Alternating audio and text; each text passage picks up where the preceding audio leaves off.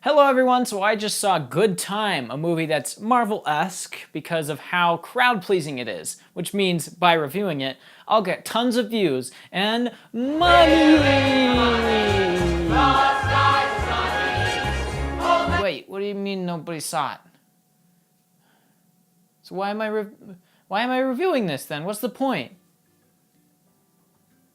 No, you don't understand. That doesn't work on YouTube. That doesn't fly. You have to review the movie that everyone saw and pretended to like until the next movie everyone saw and pretended to like comes out. You can't just review movies that you like. That doesn't make sense. That doesn't work.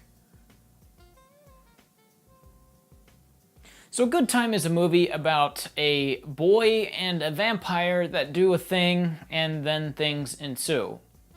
And I really liked it. I thought this movie was really, really good. Next? You're incredible, do you understand? Yeah. I'm serious. You think I could have done that without you standing next to me being strong? Are you feeling this? Are you feeling the cause I'm feeling right now? Yeah, I'm cold. You cold? Yeah. Let's get to Virginia, man. Just keep your head down. So let's start with positives. Good Time, like I said, is a good movie that I really liked. And the biggest attribute that this movie has is the direction and cinematography, which I can't remember the filmmakers' names now. The sheriffs, I can't remember. But they did a movie called Heaven Knows What a couple of years ago, and they employ the same kind of direction and cinematography for Good Time, a very kinetic, close-up, fast-paced kind of direction that's always very in your face and very volatile in how it works. And it works really well with this story, because basically the story is that a couple of brothers, one that's deaf and one that's a vampire, who's played by Robert Pattinson, rob a bank, and then the deaf brother gets caught by the cops and goes to jail, and then Robert Pattinson tries to bust him out. And that's basically the meat of this movie. And with a story like this that is so fast-paced and so energetic, it really does help to have this kind of direction. It really does help to have these close-ups and in these intense moments, and then the run-and-gun style of shooting really lends itself to this story, and that is definitely the best attribute here. But the next best, definitely, would be the performances. I think if Robert Pattinson hadn't been as good as he is in this movie, it could have fallen apart a little bit, because he basically carries this whole movie. The whole plot of this movie rests on his shoulders, because he's the one running around trying to bust his brother out, doing everything that he can to get him out because he feels like he was unjustly jailed. So he's running around everywhere trying to get people to help him, going to people's houses, doing all these crazy things, and he is so convincing and so perfect for this role that oftentimes I forgot who I was watching. And it's very difficult to forget Robert Pattinson, who has been in huge movies like Harry Potter and Twilight.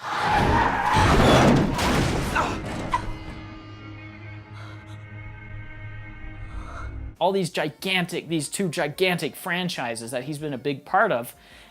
It speaks to his acting, his performance, that I completely lost that sense of him in the role. He's just wonderful as the sort of almost like drugged out kind of hustler dude. That he's so perfect. He's so perfect for this movie. And sort of tying up all the positives here is the soundtrack. The soundtrack to this movie is fantastic. It's so rich and well placed into every scene, and a lot of times you almost don't hear it because of what's happening on screen. It works so well that it blends with what's going on perfectly, and it's so weird and kind of distorted and almost electro techno-y, but it never feels out of place despite being set in a modern heist movie kind of environment.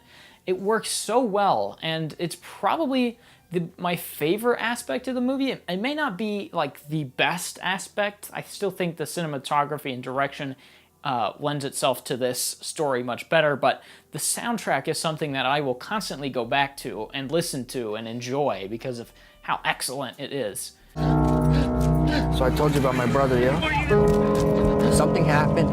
I don't know exactly what. He's been arrested. He's being held at Rikers Island. Love God, that's awful. Make me clean. Just gotta get him out of there before something bad happens. But that's basically where the positives stop for me. This movie is sort of frustrating because there are so many great elements here. It's just that the characters and the story is sort of flat and kind of uninteresting. And I said before that it is very well paced. I was never really bored with this movie because of how kinetic the pacing is and how fast it moves along. But the problem is that the story is just not that interesting. The story is just Robert Pattinson tries to get his brother out of jail for 90 minutes. And a lot of times you sort of forget why he's doing things because he gets into a lot of trouble. He goes through a lot of trouble to do this. And a lot of times you're just like, what's the point? Why are you still running? What I completely forgot why he was doing anything. And the story, and aside from that, the story is like, whatever. I just did not really care about the brother enough.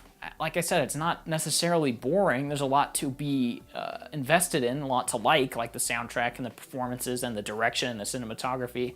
But the story and the characters sort of fall flat for me, which is what I like most about movies.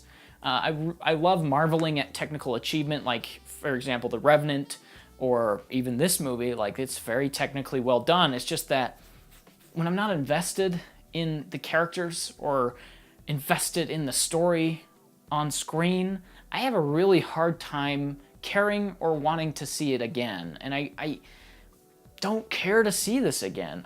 I sort of want to because I feel like I may have been in the wrong mood, but at the same time, as I look back on it, I can't think of a reason to watch it again other than the technical side, which I feel like I got a lot out of the first time, probably as much as I could out of the first time.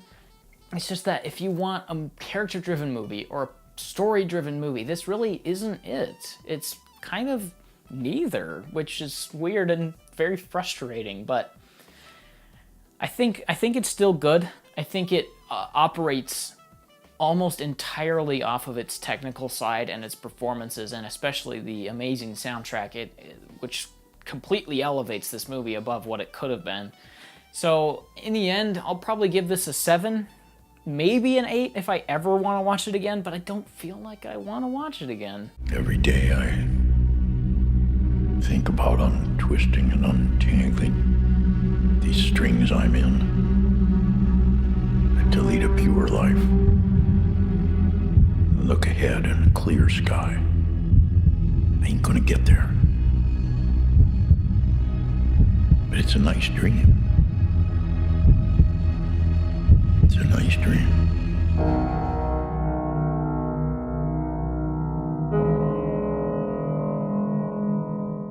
So that's that then. Just another video under my belt that nobody's gonna see, just like the movie. And the people that do see this will just yell at me for one reason or another. So, yeah. I'm glad I spent a lot of time on this. Yep.